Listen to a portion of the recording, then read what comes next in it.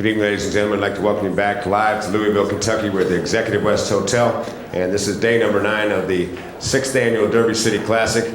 And we're up to our final match, and what a great week it's been. 9 days of action, 3 different events. The first event was won by Jason Miller. He's from Dayton, Ohio. That was bank pool. Second place was John Brumbeck of Owenton, Kentucky. In the one pocket division, the second of the 3 tournaments. First place was EFREN Reyes, Republic of the Philippines. Second place, Marco Marquez, who resides in Chicago, Illinois.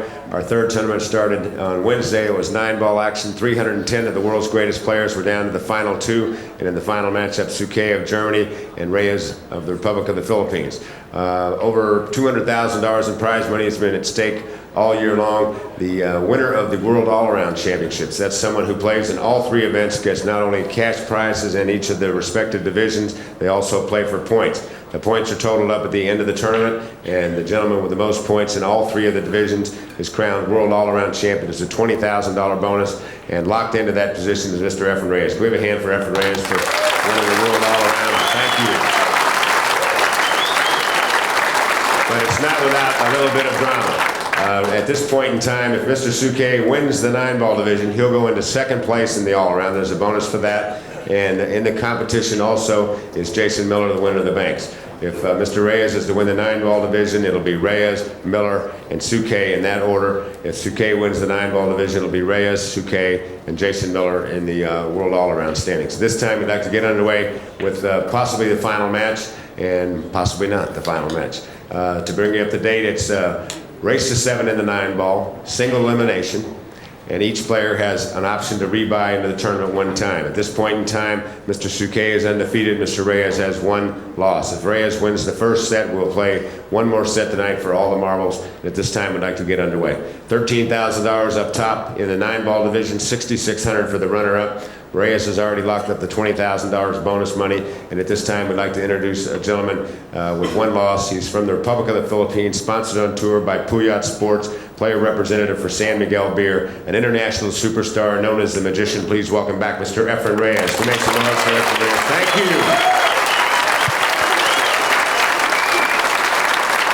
And his opponent, undefeated in the 9-ball at this time, sponsored on tour by Josh Hughes and Simonis Cloth, former WPA World 9-ball champion, former winner of the $50,000 winner-take-all Challenge of Champions, former U.S. Open 9-ball champion. He is the reigning U.S. Open straight pool champion. A warm welcome, please, for Mr. RALF SOUQUET, Manching, Germany.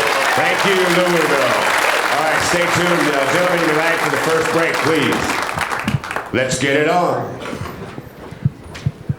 Welcome, friends and pool fans, to the championship 9-ball match at the 2004 Derby City Classic. Calling all the action for the Billiard Club Network and ACCUSTATS is the irrepressible and educational Danny Diliberto, along with myself, Mark Wilson. Well, that's the second straight lag he's lost to RALF SOUQUET. RALF SOUQUET must lag pretty well, and and it's a big move to get that first break. Very important, especially the way the table's been breaking. The wing balls have been going in pretty often. The guys are pretty accurate at pocketing the 1 ball. Side pocket. Especially, it looks like whoever gets off first has been winning. No, that's what it's been. Whoever has created the offense to begin with has just jumped ahead and denied the other player an opportunity to have an input into the game.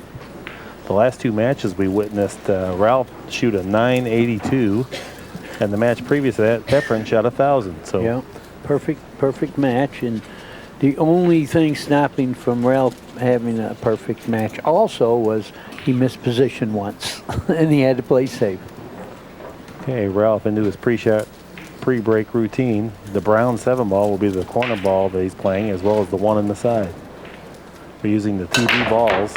The wing ball did not shoot in. Something else flew from the middle of the pack. The 5 went in. He crushed the rack and controlled the cue ball. Controlled the cue ball as well. You can see the cue ball really hop airborne. And stop right there, out in space. That's where you want it. Airborne is not necessarily the answer on the break. It's just that they hit them so hard that something has to give. But the flatter that you can hit them, the more energy stays linear through the balls. Actually, when you break them hard like that, the cue ball hardly is on the table at all from the time you strike it till it hits the head ball. We have shown a slow motion tape where the ball just flew right from the hit in the air and landed on the 1 ball. Well, Additionally, you can just look at the green cloth down there in between where they mark the table where they break from and how it has pock marks leading to the head ball. There's a big green strip in there to prove Danny's point. Tough combination here. Very makeable, but tough. And a winning one if he happens to make it. Yeah, he did. He's got to get to the 2 in the side, and the angle on the 2 is such that he has to get real close to it. And he don't have much to do, so if he can get straight in on the 2 in the side, he has to go nowhere to get to the 3. See where the 3 is? And I think the 8 ball may present just a minor problem. Well, he'll have to go forward. Oh, he'll have to go forward. I don't mean for position, I mean to hit the 1 into the pocket. Yeah. Well, he's got rail first. Yeah, he's got rail first, I believe. And if he has that, it's going to go 2 rails towards the 2. We'll see. It's not as easy for Ralph as it is for us up here. Looks like get up, shoot it, and you make it, and you go to the 2. Half masse. And that was well struck, and he's going to have a bank shot on the 2 ball, a very routine bank shot. Bank shots are never easy, but this would be about as routine of a bank shot as you could encounter. Yeah, cross side straight in. And brings automatic position. He finesses it in. Very smooth delivery with the stroke. Well, he has to get in the 6. I mean, there's not much problem. I think he's just going to bounce it out center ball and pop it in and keep that little angle he has on the 6 in the side to go to the 7. He needs that little bit of angle. He's just going to pound it off the rail like that and keep that angle where he can hit the right side, the right short rail when he pockets the 6 in the side. Ralph is the consummate professional. He brings his own chalk to the match. He won the award for the best dressed. He's in the running for the all-around runner-up, which holds the prize. He's focused, he's committed, and then he has a terrific game on top of that. Yeah, it looks like he's going to start off where he left off. He did a little cloth maintenance there, picked up a piece of lint. Not that that was going to have any bearing, it was just a method of relaxing.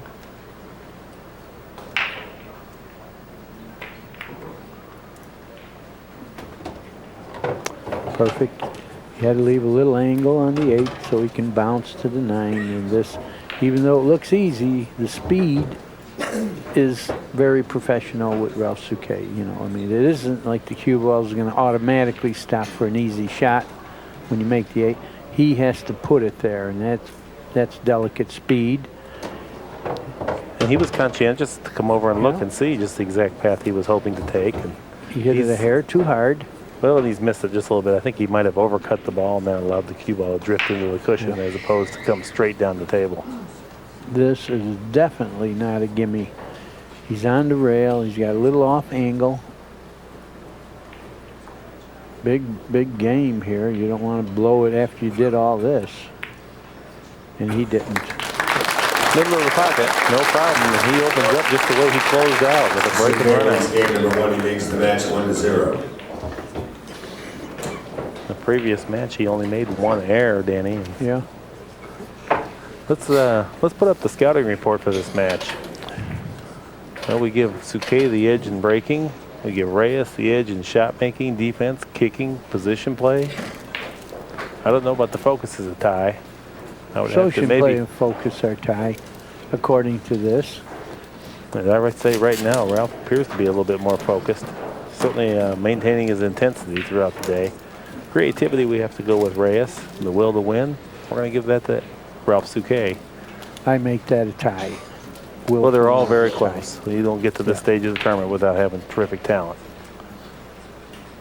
They both want to win, and they both won against the best players in the world. The 8 ball is the wing ball. The wing ball's not shooting in like we're accustomed to seeing. He did find the side pocket. He made 2 balls, and he has a decent shot on the 1. And the balls he made, I guess, were the 2 and the 3. So he's going to have to go right from the 1 to the 4. He doesn't want to hit that. He'd like to go right around the 4 without hitting it, because if you hit it, you lose a little control of where everything's landing. He wants to make this and go 2 rails around the 4 ball. Once again, we have a capacity crowd, and what they're witnessing is the evolution of world-class 9-ball play. These guys have perfected the break, the shot-making skills, the defensive aspects of the game. And this game has come a long way since the early days when tournament 9-ball play first started. Nicely done. He's going to be able to reach this, I believe, and draw back a little.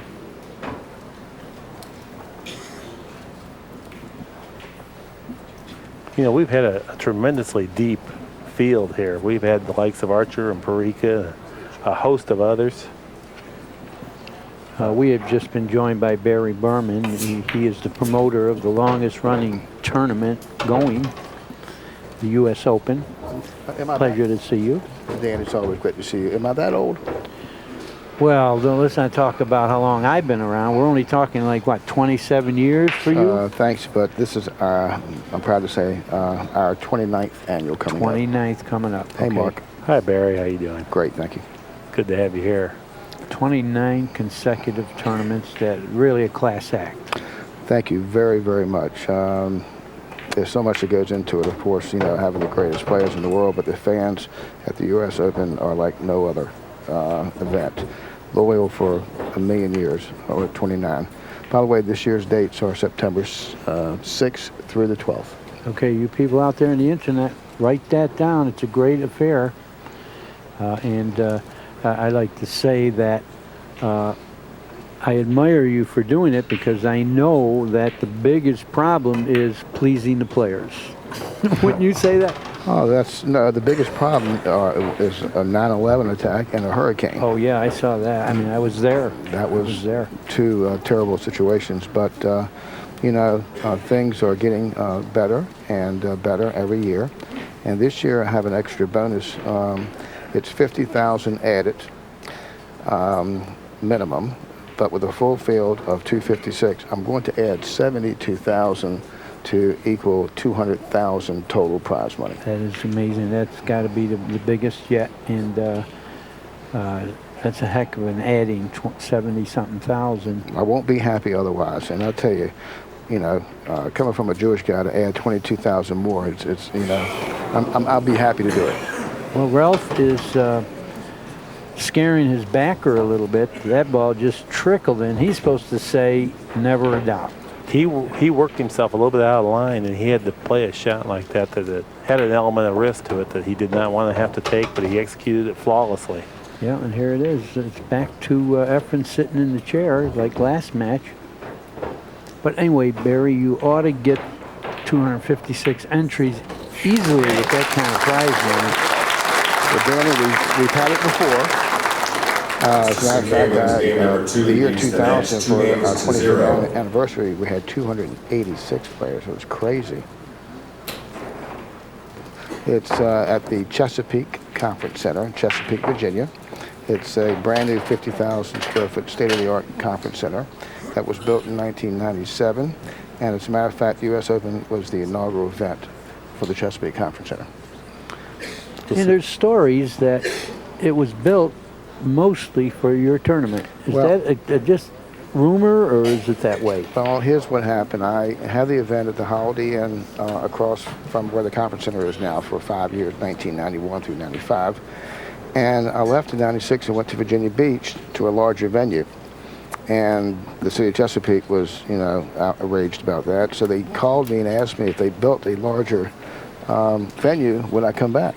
And without hesitation, because, you know, the city of Chesapeake's been awfully good to the event, I said, certainly. So they built it, and I came back. And in the U.S. Open, they built this conference center, state-of-the-art, in 8 months, Danny. Mark, it's incredible what they built. It's amazing. And they started January 1st of 97, and the event was September 15th. And it was ready. Well, I'll testify. It's a terrific event, a terrific venue. Well, look what happened here. Look what happened here. RALF Souquet finally didn't make a ball on the break. EFREN has a shot to get in this match with, but it's a little tricky. He might have to go forward like 2 rails in between the 2 and the 4. I mean, I see it that way. Let's see if he sees it that way. I don't think you can hit 1 rail. I think you got to go 2 rails. Let's see what Right-hand English. Yeah, that's just what he did. Right between the 2 and 4. Boy, I'm playing good. You are absolutely playing for him. Well,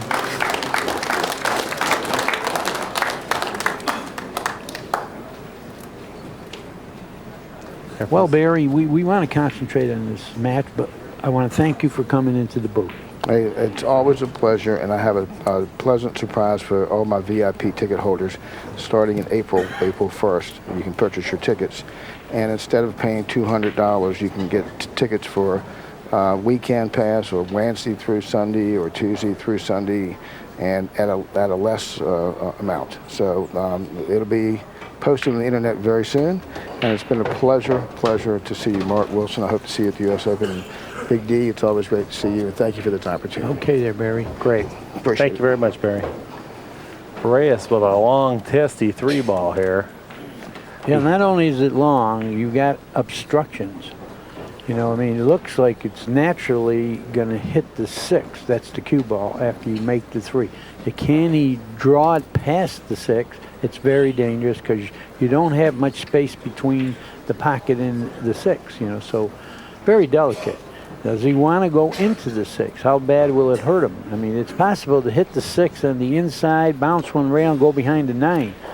Funny things can happen.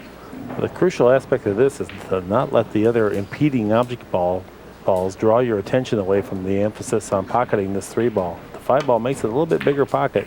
Well, he hit more than the 6, and, you know, he got a little lucky to make the ball. He's grinning about it, but, you know, he's got a lot to do here. You know, he's got a little bit of a shot on the 4 and the side and go 1 rail to the 5, and then, you know, if he falls on the 5 just right, imagine he can get out. But it is tricky. Well, thus far, during the last 2 matches, he's been the recipient of the more difficult start points in the racks. Yeah, this is one of them. He's going to have to really carve and chisel his way through these racks. I think he overcut the ball into the side pocket just a little bit. I'm not sure if he can spin this one in, or if he could 9 allows it to go in cleanly. Well, he's looking at it, so I think he can go 2 rails and out. Or even 1 rail. He needs an angle on the 6, but the 8 doesn't pass the 9 ball. Well, he dabbed his cue on the table where he was hoping to be, and it suggested that this is difficult. Well, it didn't play difficult. He shot it right straight in. The difficult thing is going to be the 8 ball, because it does not go past the 9 in this pocket that EFREN's near right now. So he's going to have to figure something out from the 7 to the 8. This is the difference. Like, it'd be real nice now to have the 8 out in the open somewhere, but it hasn't been that way in the last 2 matches for EFREN. Against Jimmy Wetch, everything fell perfectly. Well, he used up all his good rolls there, I guess. He's got some work in front of him, but he's played it out in his mind how he wants to attack this. And the 8 may go. Maybe it does go. I don't know. Well, we had a little look here. They showed us a shot of it, and it looked like the 8 definitely didn't go by the 9. We'll be able to tell by where the cue ball goes here. Yeah, let's take a look. Can we look at that now? I mean, while, you know, he's going to shoot it. I don't know. If he plays position, then it goes. But I don't know. Well, he looks like he is playing position for it. Or the billiard even. I think that's a position shot for the billiard. Yeah, you see this 8? I don't think it goes. He's taking a good look at it. Yeah, I think he's playing the billiard. This would be a terrific win if he could pull this off. Yeah, he's playing the billiard. Had to carve his way through these racks. Seeing the billiard he played. What a shot. And we got a tie ball game here, and it's like we say, you have to win a big tournament like this with great players, you have to get out every game you're supposed to, and then some of the ones you're not supposed to. That was such a tricky out. There was not a road map there or any of the easy layout words. You know, we got the to connect the dots, the road map, the cosmos. None of that was there. He had to do some magic because that's what he is, the magician. Well, he had to bring all his tools to that rack to get through it. Now he's going to break from the opposite side of the table that Ralph has. The wing ball has not been going in on this side of the table with the regularity he had earlier in the week. 3 ball will be the ball he's playing in the corner, and the 1 in the side. 3 ball went right in. Cue ball got kissed down table. The 1 went all right. The 2 went all right. He's a little over the top, but being that the 1 is so close to the pocket, I don't think he'll have any trouble. And I think he feels very happy about this distribution of the balls coming to the table facing a shot this good. It's almost like when the balls are laying tough and you get through them, they will reward you the next time. You know, it's not going to keep going that way. He overcut that a little bit, but he can reach this. He's earned this opportunity. We're using the TV balls, the pink 4 ball, the brown 7 ball. The 3 balls off the table, so he must go from the 2 to the 4. Now, how does he want to do it? He doesn't want to bounce 2 rails because the 8 enters it. I think he would like to just draw the ball on the inside of the 5 where he's not snookered at all. And look how he shoots left-handed. Looks just like right-handed. And that was the stroke. That's where he wanted to go. He wanted to have a shot. He couldn't gamble on getting real good on it because the 8 entered the picture, and so did the 5. So he's going to have to work from here. Now, can he draw it past the 7 and shoot the 5 in the side because he'll fall on a perfect angle to go to the 6? I don't know about this. That was good. Good decision. He went below the 7, the conservative way, no risk. Yeah. And he played perfect position. Couldn't have asked for it any better. Here's that glide stroke now with a hair right spin so the ball will hit the rail and go straight. You see it? He didn't use all the little English I thought he would, but he got a little bit of a cut shot on the ball, and this makes position a little tougher. Yeah, more than a little bit. He's got some work to do going up and down the table or maybe around the table. Well, the only good thing about this is where the 7 is sitting, if you can get position in either corner, the 8 is sitting automatic position. See if he's going to try to inside spin and hold it on that end of the table up by the side pocket. That's what he's played. Yeah, he did. He killed it. He lengthened it too. No, he overcut it. He overcut the ball a little bit. He's all right though. But you see, he lengthened it by going that 2 rails instead of 1. That gave him just a little more distance the cue ball could travel and have control the speed. And he's chiseling through another rack. Well, this rack was a little easier than the last rack, but nevertheless, it looks like any layout he's going to get out. He didn't get these kind of chances in the first match with Ralph, but he's making the balls play for him. And EFREN's falling pretty nicely on the 9 ball. He's off the cushion where he can make a good full stroke. And should he pocket this 9 ball, the score will be tied 2 games apiece. Let's see if we can't get EFREN's buyout up there.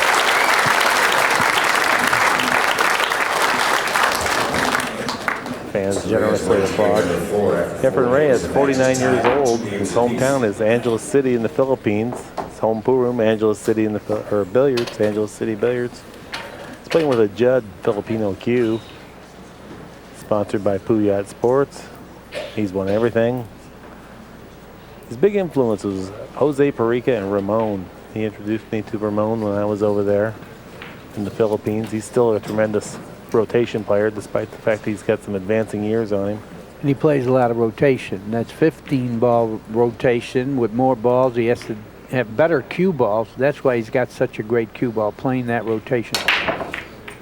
Wing ball did not approach the corner pocket that time. Nothing's found the pocket. I don't think he has. He's left the shot. I don't think he has.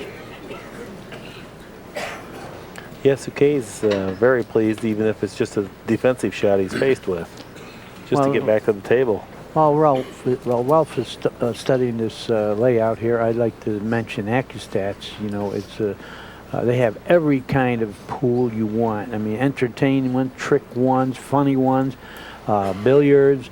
1-800-828 0397. Call that number and get your catalog and pick out some good matches. Well, Ralph's debating what kind of a defensive shot he would like to play. One of the best allies of defense is length. You like to keep the balls on opposite ends of the table and extreme on the cushions as well. Well, I think he can bank this out one rail and go towards the 5 ball, and all he has to do is get it past the 3, 6, 2, 8, 7, and he's got a safe. You know, the 1 ball. He wants to bank it past the middle of the table and go upstream.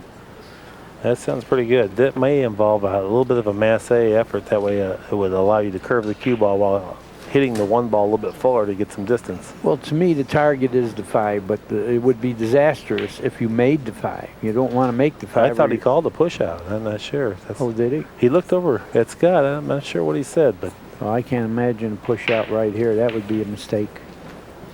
Not against a magician. I would think that would be a surprise move if he did it. But that's what he's doing. I think he's going to try to tie something up. Well, I'm going to have to see the logic there. He put the 3 in a tougher spot. He put the 6 in a tougher spot. So if he were trying to tie him up, he sure did. Not a bad idea if you think you're getting the worst of the push. That was a great shot. Yeah, it was.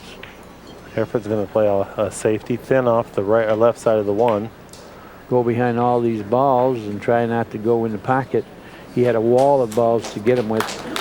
Yeah, I'm surprised Ralph did that, except he tied balls up.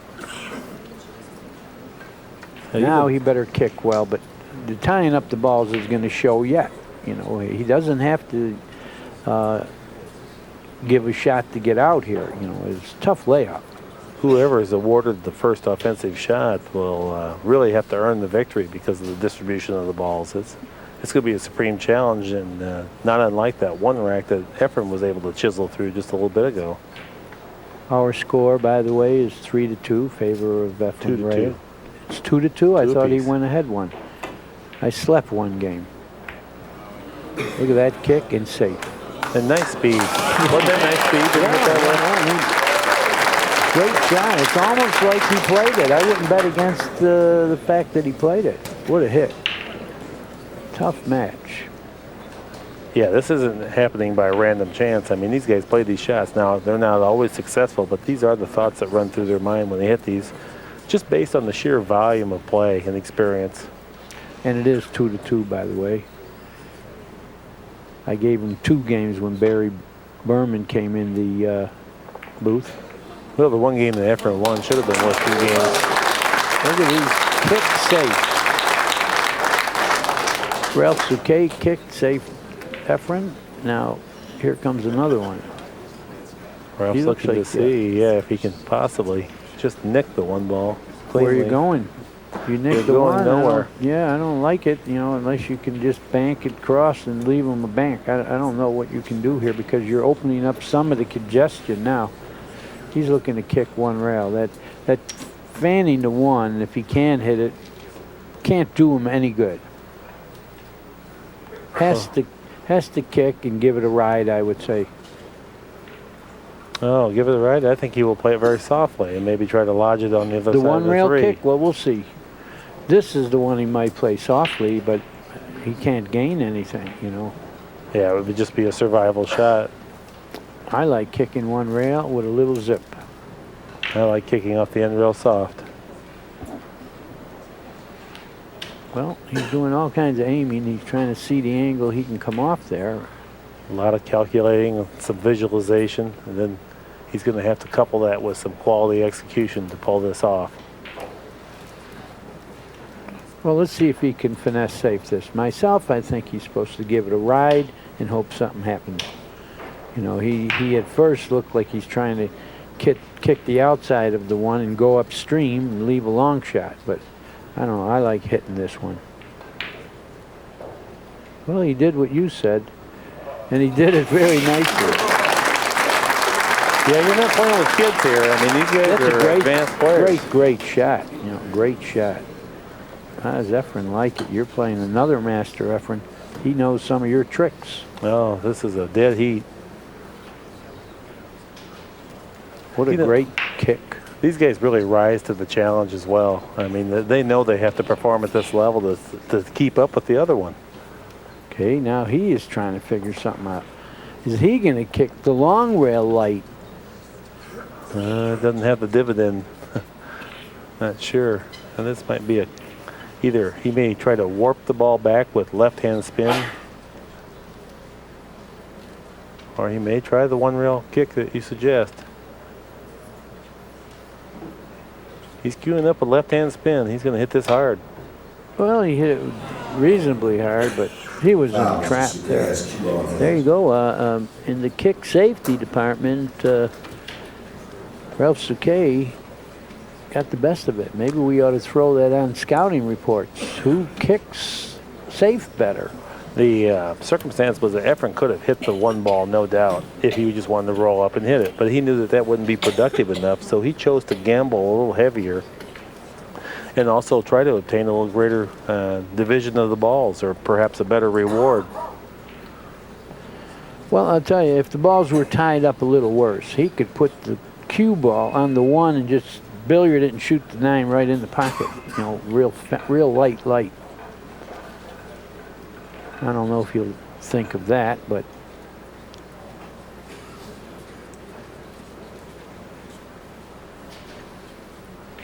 he's looking at the combination on the 5 that would free up the 3 ball to go in the same pocket the 5 would be played in, but position from the combination was a little bit dicey. see the shot I'm talking about? It would be really a trick shot. I don't know. That's a good shot if you play intermediate or amateur level. That's not a good shot in this league.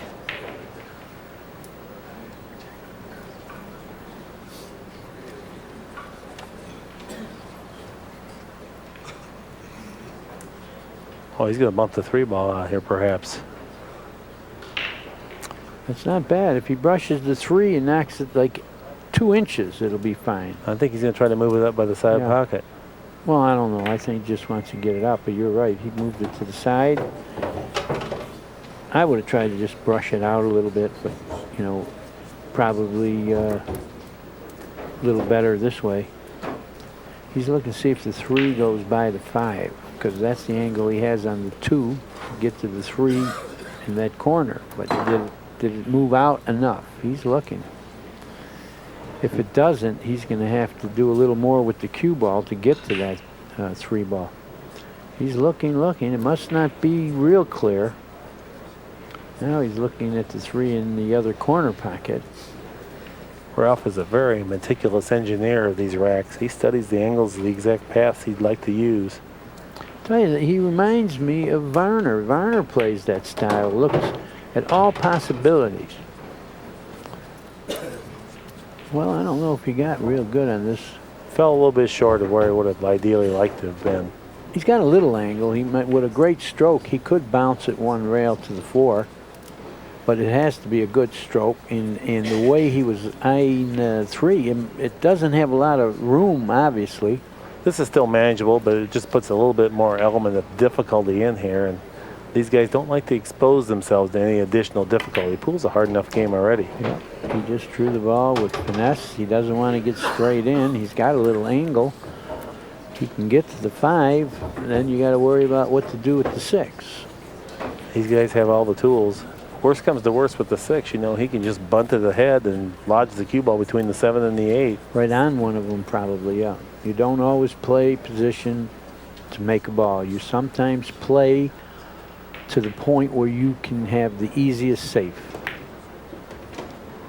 Well, he got pretty straight in on this. I don't think I think he's falling short of the mark. This is. I don't know. He's got an angle. He can negotiate it, but he's got a shot to make. Was he considering going 3 rails at the 6 off the 5? You know, the safe part we see. He may be trying to go 2 rails and hit that 7 on the nose. You know, and he got pretty good for that.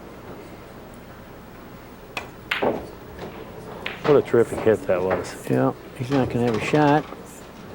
And he's going to have a safe because he can roll this into the 7 and go right on the 8 if he wants. Well, it's pretty close together there for that type of a little foul stroke. I'm not saying he can't do it. He can do it, but he'll have to hit the 7 thin. He'll be hard pressed to get much power on the object ball. You know, he didn't get real good. You know, if he got a different angle, he could have shot the 6 right by the 7 and froze EFREN on the 7 or the 8. Now, you know, he can shoot it into the edge of the ball, and it's going to be a little delicate to roll onto the 8. That's what I like. You know, shoot the 6 into the edge of the 7 and snooker him with the 8. Yeah, he didn't even do that, and he sold out, I believe. That was a, you know, dump your backer shot, I believe. Well, it looks like EFREN can only hit the exterior edge of the 6 because he'd be down and shooting if he could. Well, remember earlier he curved the ball and shot sort of like this? Yeah. Will he do it again? This is asking for a little bit more. He's a little further away from the rail. He doesn't have the margin of error that he had with the previous one. But he's got the dice and he has to throw them. Now some of these taller players can jump this, can skip jump over the. Oh, he's lining up to see if he likes that. Yeah, he's going to try to do that Massey shot again. No, this is the jump. He's not Massey. Jumping, you think? Oh, he's definitely not lining up for Massey. Okay, I can't tell. He didn't look like he's going to shoot it hard enough. Now I think now he might be Massey. Yeah, he's off to the side of the.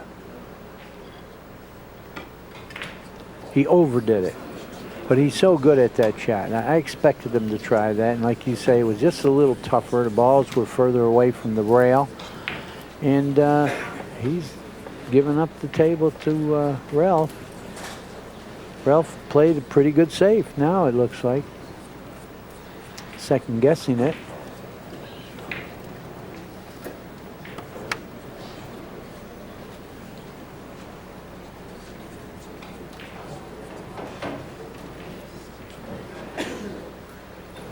Ralph was lucky to survive his semi-failed safety attempt. I know he didn't want to leave that much for EFREN to shoot at. Content to take this long shot. He could have gone 2 rails and tried to get closer, but he figured this is good enough because I'm going to get position. Not much to do but make the ball. And he has such a wonderful smooth cueing action that I would recommend shooting it from wherever you can get to comfortably and just stroke. Nice speed. And that's the speed that the pocket will take. That same shot harder would never have gone. These are tight pockets. They make them look like little pockets, but they're, big pockets, but they're tight. Yesterday during the 1-pocket event, I saw a ball hanging in the pocket and the guy was trying to shoot another ball by it, and they both wedged in there and then spit backwards back out. That's how snug they are. Yeah, I saw that a couple times. Well, RALF Souquet takes the lead 3-2 in a short race to 7. Souquet wins game number hopefully we can get the other bio up here now. RALF Souquet. 3, Mr. Reyes 2. RALF Souquet is 35 years old. He's from Nanjing, Germany. He plays for Carroll Billiards, and he has a Josh East cue. That's Danny James. And that's one of his sponsors, along with Simonis and Sledgehammer. And he's the 2003 U.S. Open champion in Virginia, Barry Berman's tournament, and World 9-ball champion. And his influence to playing pool is Jimmy Rempe. And he practices and trains 6 hours a day. Now that's real big. But I want to say something about EFREN before the break. He's 49. Next year, he's going to be on the senior tour. And they're going to have to deal with him now because Siegel came out of retirement, played Super and won it. So now we're going to see EFREN and Siegel in competition again. No longer are the wing balls going in with maybe the 8's can trickle. No. It's amazing. This table has been giving up balls all week long, and in the last match, it was still allowing the balls to go in, but it wasn't so much the wing ball anymore, and now it's completely denying balls going in on the break. Well, this is one of EFREN's safes that he shoots better than anybody when he can fan a ball gently, shooting soft, and snooker him behind the 4-ball. He's very good at this. Very good. He's excellent, except he left one little rail kick here. It wasn't a complete snooker here. Now, RALF Souquet can hit the ball, and with a little draw, he might come back and freeze behind the 4-ball. That particular shot was very representative of what EFREN's been confronted with throughout both these matches. When he comes to the table, there's very little that he can do to really create havoc for the likes of RALF SOUQUET. Well, the 1 is over kissing, so it's not even near that corner pocket. It's going to hit the 6 and bounce probably wide of the 5. I think he has to hit rail first, draw the ball a little, and I think he can freeze him on the 4. He's looking and studying it like he does every situation, every possibility. But this one, you want to hit the 1 on the full side. You don't want to hit it thin or you won't get it to come back. You got to draw back just a little. Rail first, draw back, get behind the 4. You have to load it up with backspin, but then use a light stroke. You can't shoot hard. Well, he didn't quite get him on it, but it might be good enough. I think that was a tremendous shot. He's got it. He's got it. That was a tremendous shot because, like you said, he couldn't hit it hard and do a whole lot. He just kind of had to settle. EFREN's examining to see if he can even see any portion of the 1 ball without having to kick to the rail. Well, if he doesn't have that, he may have to come with a real trick kick here. You know, maybe try to knock it behind the 3. I mean, do you try to hit it? Well, it looks like he's got the edge. If he kicked, I think he's going to kick it with the offensive aspect in mind. He's going to massate this a little and try to brush the 1 and go behind the 5 ball. That's what he's trying. Well, I guess not. Look at this. He could hit it straight on and bank it, but no reward. Man, I had no idea he could hit that much of the ball. He curved it to hit it that Right. He curved it to hit it, and he knew that if he hit it on that hemisphere of the 1 ball, the 8 ball was in play. And it turned out he made them both. Possible safe, too, if it didn't go. But now, he did not get a roll. They are playing hard for EFREN here, and he is fighting his brains out to change it. He's got a kick. The pool balls have not been cooperating for EFREN. Want to kick at the edge of the 2, try to make the 9, like you say. That's kind of like amateur pool. But he's got to do something. Yeah, he's a little disgusted. He won't try to play the 9 under any circumstance. He's jumping. He's laughing because he knows this is perhaps one of his shots that he's the least familiar with. Well, I don't like this jump because he's hitting the rail too soon after jumping. I mean, this ball can go right out in space. I'm going to tell you something. Jump shots are illegal in rotation, so he tends to not like to play them, just that he lacks the same familiarity that some of these guys possess with the shot. I thought he'd go off the table, but instead he went under the table in the pocket. And it's just as bad, of course, because it's ball in hand. He hit it pretty well. Yeah, he did. That was a difficult jump shot just to stay on the table with. Yeah, he hit it a little thin. So now RALF SOUQUET has a ball in hand start. I mean, that's the best way to start in a pressure match. You know, ball in hand, it's tough to miss your first shot. It's tough not to get the proper position. So he just needs to fall on the 4, and I think this game is over. Yep. This is as good as it gets for Ralph. I mean, he's dreaming of getting starts like this against the likes of EFREN Reyes. Stop the ball, bounce 1 rail between the 4 and 6. The way the rest of the balls are sitting, look at this. If you fall on this 4, look at the 5, 6, and 7. You know, we can't even say, well, the only thing can stop them is the 7 to the 9, but at the same time, that's the most difficult part if you want to use difficult. You know, everything else is easy. Not taking any chances, trying to be too cute, too close. He's leaving it out there where he has that good shot for sure. Well, this is great because you have nothing to do to get to the 5. You know, if you had to come and do something, you'd want to get closer to the ball. But here it's just cinch the ball and you're on the 5. Big difference. The main concern now is not even the rest of this rack. It's what happens on the break for EFREN. Well, we're jumping the gun. Imagine this years ago. We didn't give them this much credit, but they have shown us such great play that when they get a shot, we automatically think they're out. You know, now we're talking about the break next game. It was like premature just talking about he's running out. Now you've got him running out and breaking. That's how good they're playing. Your thinking could go through that.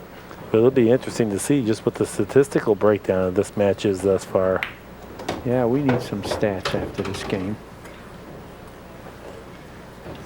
Okay. Ralph will now examine the layout to determine what type of an angle he would like to obtain on the 7 ball, allowing for an easy transfer to the 9. I like the 2-rail angle. You know, get near this rail and then just go 2 rails from the 7 to the 9. Mostly because he could reach it. You know, if he tries to get out in the middle table, he might not reach it well. This is perfect. Center ball, just pop the ball in and you're going 2 rails almost to where you are right now, but maybe a little further from the rail. That's the line he wants to be in, but not that close to the cushion, of course. It was about 7 years ago when I was at the World Championship in Berlin, Sweden, and Ralph put on a clinic. It was, I don't know that he ran all 10 racks, but I do know that Tom Storm approached the table about as little as EFREN has. Well, he's certainly putting on a clinic here, and he's definitely not intimidated by who most feel is the greatest player in the world, EFREN Reyes. He is playing the balls. He's got such great mental training that he knows that EFREN can't do anything where he's at. So just play the balls, Ralph. You certainly know how to play. He overcut it a smidgen.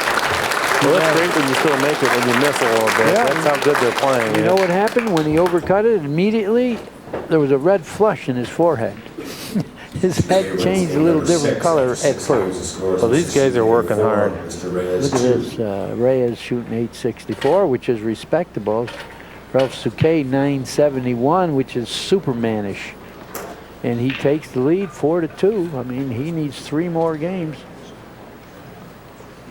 4 games. Yeah, 4 games too. Mm-hmm. Well, we'll be watching the wing balls with interest. Ralph is examining the rack.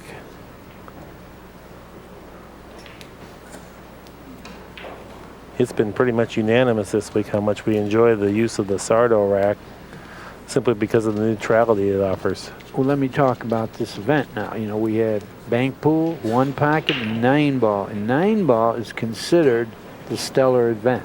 You know, the other ones are fine to win, but this is like winning the grand prize, the 9 ball part. Oh man, did he break those? Yes, he did. They flew in. They flew in. The 4 came to rest in a funny little spot there. He made the 1. He doesn't have much of a shot on the 2. He's looking at the 9 as far as the combination in the side. How he would hit it, I don't know. He's got a pretty good safe. Just cut the 2, 1 rail towards the side rail and swing 2 rails behind the 3, 6, and 7. That's what he's going to try to do here. You know, there would be no push here. And beyond that, you could already see where he was kind of marking the table with his tip where he would like the cue ball to wind up. Well, he has a wall of balls to get EFREN with. He certainly seems to be looking at cutting the 2 ball in. Not sure that it goes, but then he's cutting it very thinly if he doesn't. Well, the main thing is don't scratch 2 rails in that corner where you are at right now. Well done. Well done. You got him with the wall of balls. Now here again, EFREN trailing 4-2, and here's his start. Not a very good place to start from. And we're taking a short break, so hang on and we'll be right back. That's what he's trying to do. He wants to draw that ball, miss the 7, and the cue ball will come out a little wider than you imagine. I don't know if he can do it. He doesn't have a lot of room by that 7. I'd love to see him shoot the shot, just to see that cue ball spring away from that rail.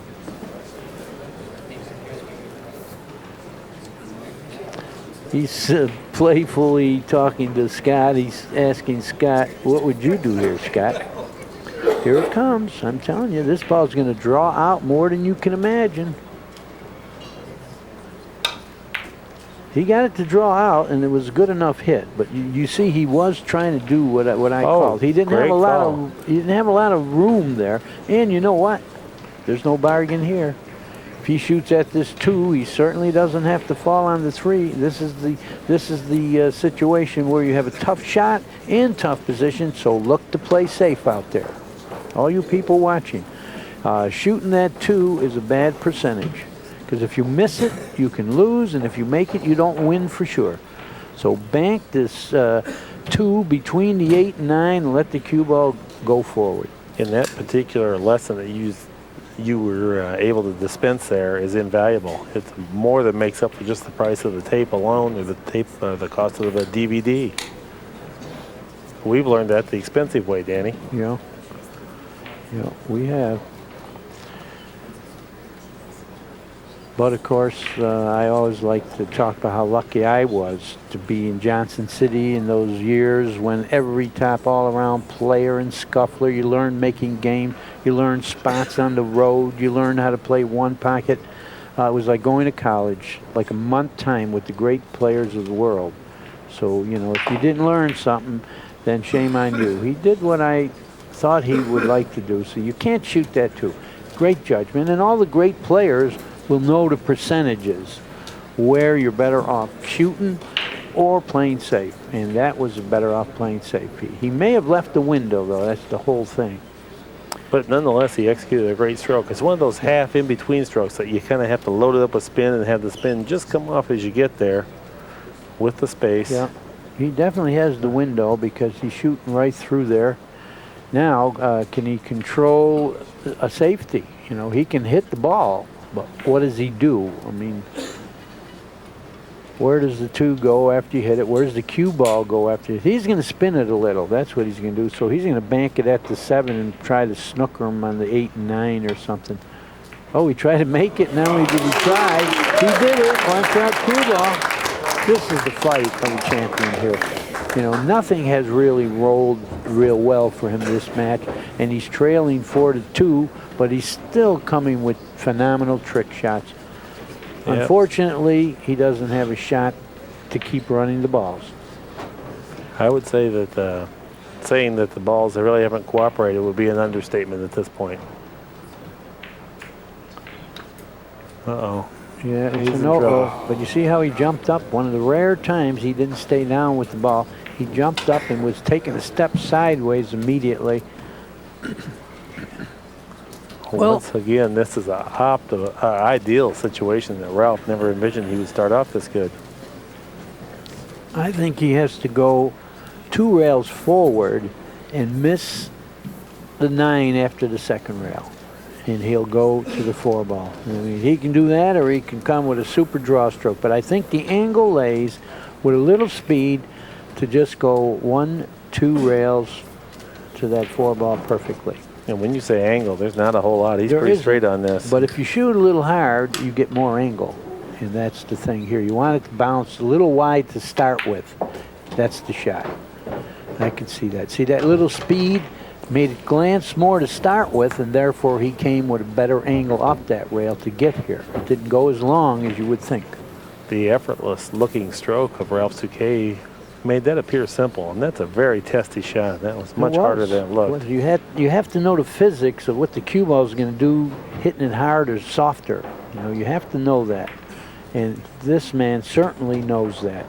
The casual onlooker thinks that that was just on, and it was just a matter of just hit the ball and it goes there, and then he had to do some work.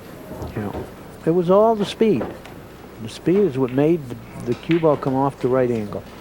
Now I see no problem at all. Roll this in the side. Try to get a little angle on the 7 so you don't wind up in the rail. That's what he did. He got a little straight, but I think he can come off the rail enough to be straight in on the 8. What you're witnessing now is what maybe the uneducated viewer might not recognize, is that there's a lot of work that goes into each and every one of these shots. It's not just the physical execution, but it's coupled with the mental determination of percentages and play and optimum strategy. You have to have the knowledge of what the cue ball is going to do with different speeds. It doesn't always glance the same angle. It changes according to the speed. Every shot is played with perfection and a degree of exactness that it's not just get the cue ball over around here. There's a precise location they're playing for, and that's a lot of work. You see why I nicknamed him the surgeon? I mean, isn't he performing a great operation here? He takes lead 5-2. He's operating on poor EFREN. Poor EFREN. He's won the all-around 20,000 no matter what happens in this match. Souquet 5, Mr. Reyes 2, race to 7. We knew we were going to be in for a great match. I mean, all week we were just looking forward to this climax, and you get the two best players in the entire tournament. Well, we have RALF Souquet shooting 955 and Reyes shooting average 800. You know, that's not going to win big matches and tournaments, shooting 800. It's respectable, but it's not going to beat any RALF Souquet. Well, 800 isn't a fair number. The 955 is representative of what's going on here. Right. The EFREN just hasn't had anything to do, and Ralph is doing everything with absolute perfection. 900 is world class. That's above beyond the average professional. 950 is exceptional for the elite players, and above 950 is rare.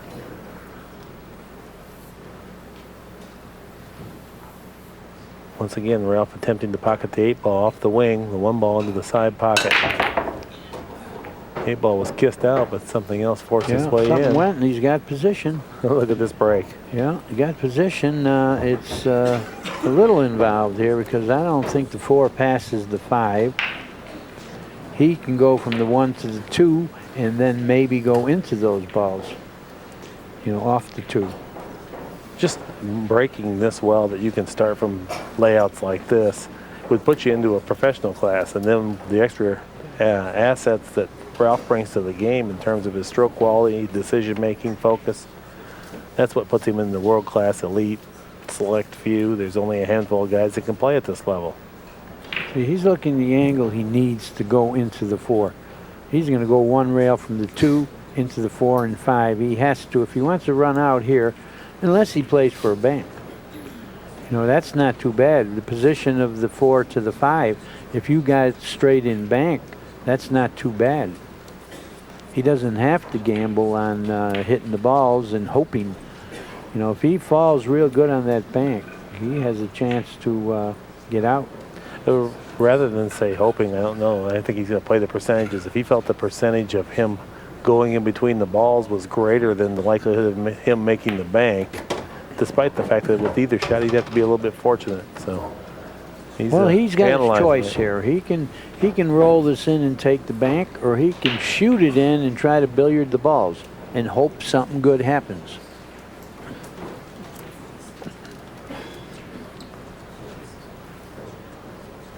Irregardless of the outcome of this shot, he doesn't figure to be hooked. So he may attack in behind the 5 ball, or he may go directly at the 4.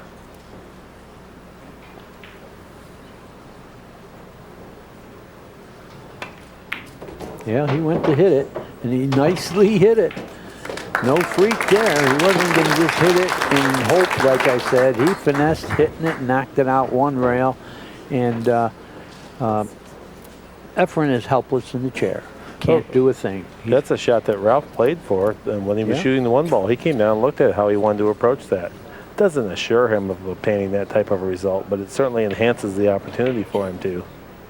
That's surgery. He just cut another artery of EFREN's.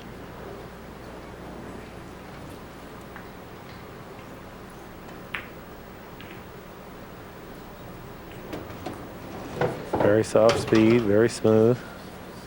And that's a testament to how well these tables play, the diamond table. You have confidence to roll that in and know it's going to roll true.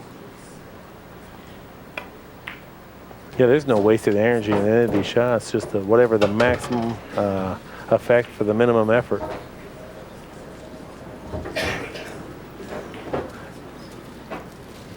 Well, we have to call it a minor upset in case RALF Souquet beats EFREN, especially beating him twice. He didn't do it yet, but I could foresee him getting on the hill right here. Well, you're pretty well aware that EFREN Reyes is my favorite player, and I would not even consider this a minor upset. I would say this was a toss-up match going in. especially given what we had seen coming up to this match, that both players are playing Well, extremely well. The odds makers had EFREN the favorite. But that's not representative of the play. That's just representative of where the bets are going to go. Yeah, in someone's opinion. Just another human's opinion. Oh, did he get a little funny angle? Okay, he might be able to hold it for the opposite corner pocket. It's got a little funny angle, but I don't think that's going to bother him. Look at the intensity and focus with Ralph. Yeah, I'd like to get a picture of EFREN the next time he's running out. See, he didn't take a chance on rolling it and holding it. He just popped it in. Not easy. I mean, that looks easy the way he did it, but that's not easy. You take a chance missing that ball. Well, he's on the hill, 6-2, where there's nothing EFREN can do while the man's playing like that. Just sit there and wait and hope he gets a chance to come back.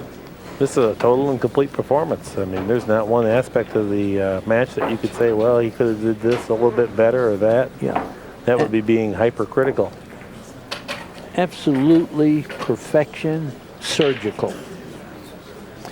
Look at this. Ralf Souquet, 962, and EFREN, who hasn't been to the table in a while, is still at 800. Look at Ralph. He's sitting there doing a little meditation there. Okay, Ralph, he said, break them, make a ball on the break, and see the one, and you can win this tournament. Oh, he doesn't like the rack. You know, no matter how well things are going, he's very particular, and there's something a little off that he doesn't want to accept. And this is what got him going earlier in the day. From the time he found a little flaw in the rack, he really has been unbeatable.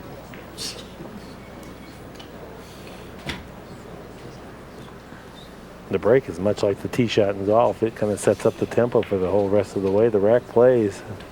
Just obtaining the first shot, whether it be offense or defense, is huge. Okay, Carm's going to come with a little a tool that's similar to checking spark plug spaces. Oh, a little tapping.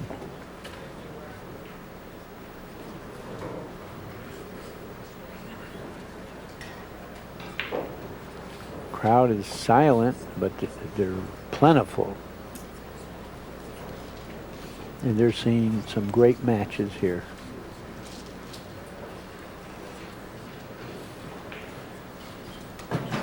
Through 2 full matches, Ralph is probably playing with no more than 3 mistakes, which is just about uncharted waters in terms of top professional play.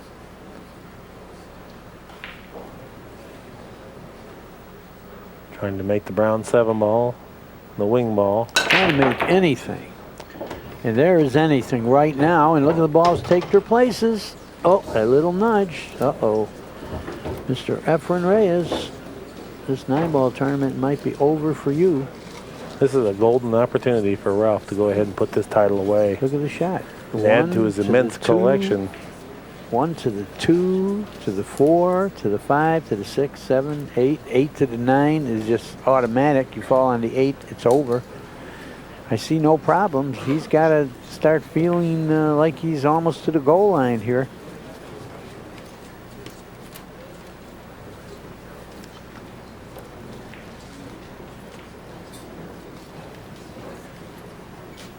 There's a stoic EFREN Reyes, witnessing what he normally does to his opponent being done to him. Total domination. Can we get a shot of EFREN? I know his expression doesn't change much, but let's take a look at him there. Oh man, he knows that he's hanging. He's almost without hope here. You know, he knows how great a player Ralf Souquet is, and he doesn't figure to mess up now. He sees the goal line. He has easy shots to go with. I would have to say that this match is over. That doesn't mean it's that easy, folks out there. You know, we're talking mixing it with the caliber of the players and watching them all week get out on layouts like this forever. Yeah, I'm not afraid because I'm really not pulling for either. They're both friends of mine, both nice people, both credits to the game. So may the best player win, but you still can feel a little sympathy for the man sitting in the chair that really didn't have many chances. Yeah. And as expected, he's falling on the ball pretty good. Well, this is the story of 9-ball. The break and the first offensive opportunity dictates the winner quite often because both these players could make all these shots. And the thing about this tournament, I mean, EFREN played perfect on Jimmy Wetch. Wetch never had a chance. And now the next two matches, EFREN really didn't have a chance either. So, you know, he knows how Wetch felt. Now, he'd like to get a 1 rail angle to go to the 8, you know, either way. Yeah, he sees the goal line. He's got to be a little excited internally because he knows that he can get out here and win the cash. Well, did he get a little straight? No, he's got an angle. He can go 1 rail. Just don't go in any side pocket now. Well, EFREN knows it's history. But he has nothing to be ashamed of. He had no chance, and he finished very high in both divisions. He won the 1 pocket, going to run second in the 9-ball, and he gets that extra $20,000 for that. You know, Ralph Souquet is winning the tournament, but Reyes won way more money. Well, Ralph is earning a bonus as well for running, being runner-up in the all-around, you know. And he had to do that by virtue of beating EFREN in the final match. You think he feels good right now? You think he knows he won? Any emotion? Oh, yeah. Great match. A little right hand. Very good match. Great shooting. You know, the surgeon, is that surgical? Is that a great nickname? I think he's going to actually set out right around 970, so that's going to be a 982 or a 970 something here in the finals, so that's quite a performance.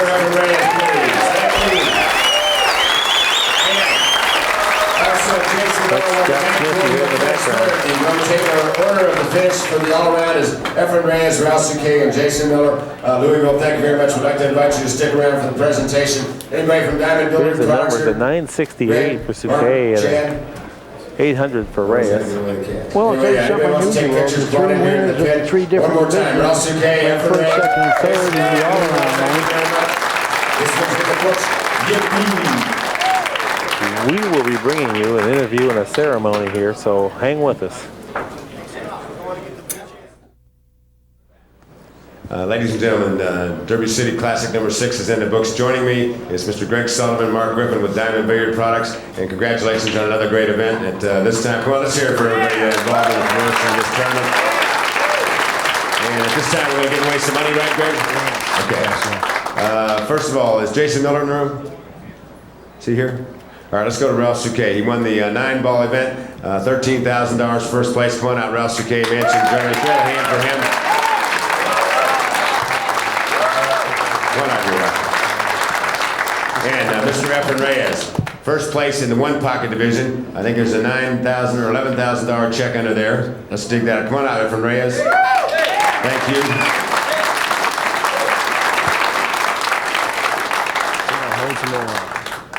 Okay, 9,000. All right, EFREN Reyes, $20,000 for the World All-Around Champion. Can we have another hand for EFREN Reyes? $29,000 and the title of World All-Around Champion. And Mark or Greg, you guys got anything you want to say? Everybody viewing on billiardclub.net? I can't even talk. I got pneumonia right now. Seriously. I'm sick too. All right. 2 more.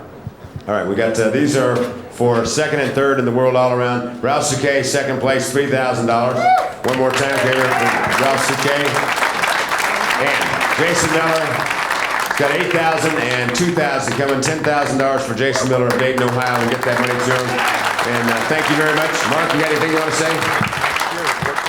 Okay, the 14th of January is when the dates are going to be right here at the Executive West Hotel. Got it. Okay, we'll see everybody next year. Thank you very much for viewing. Thank you for coming out to Louisville Derby City Classic. And one more time, EFREN Reyes, RALF SOUQUET, Jason Miller. Thank you.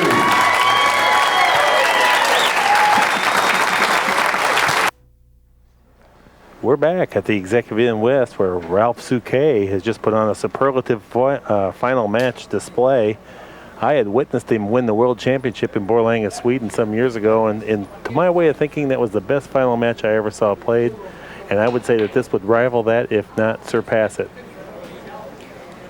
Well, the end result was very similar. I mean, back then we were racing to 11. I won 11-1 in the finals. And here today I had to beat EFREN twice because we were both undefeated. And yeah, both sets. Tall order, beat EFREN twice, and I have to tell you this. 44. I've probably been around this longer than everyone else running around here, and I have seen the greatest players in the game the last 40-something years. I have never seen anybody play so consistently precise as you do. I mean, there's no accidents of what's happening out there, and I have to say it's the greatest playing I have seen. Thanks, Danny. 44 years. That's super. I appreciate it. Thanks.